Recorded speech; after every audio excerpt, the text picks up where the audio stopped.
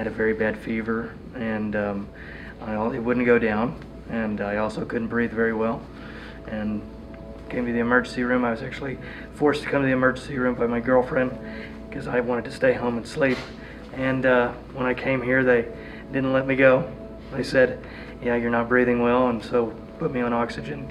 And we was waiting for it to go back up. It never went back up until they needed to be intubated. It happened in the middle of the night.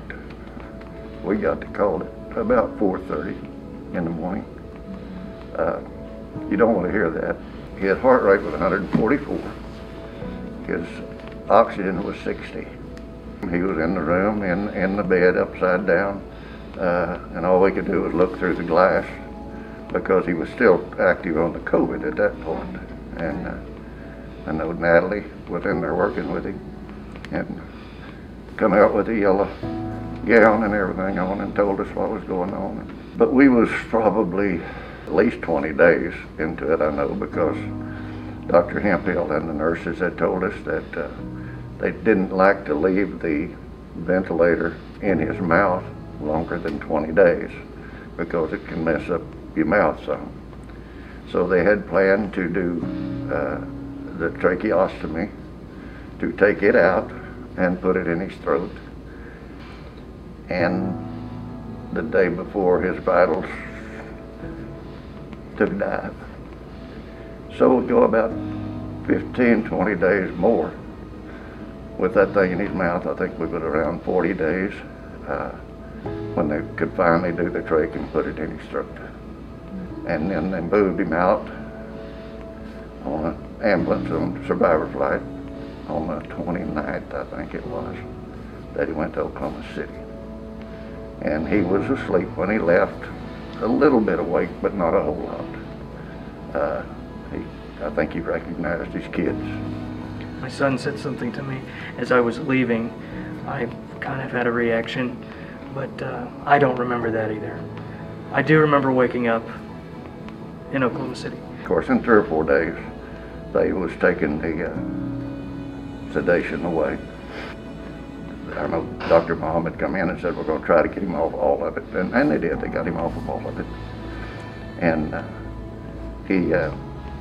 when they did, of course, then he wants to try to talk. And at that point, he knew what was going on. Mm-hmm. So I didn't believe it was real. Thought I was still dreaming. I was really upset because when I came in here, I didn't remember, anything that had happened. And then you wake up, a couple months later, and you get told, hey, you nearly died. I think I came in August the 7th, and then I remember waking up in early October. we were amazed. Nurses were super, but they worked and really cared. As many people as had COVID, you think, well, I'm just another person, but no, I was treated very well, and I'm very thankful for all of them, for the care that I received, and just for all the compassion too that there has been they've given towards me and my family. Done a wonderful job. They kept me alive, God and them. So.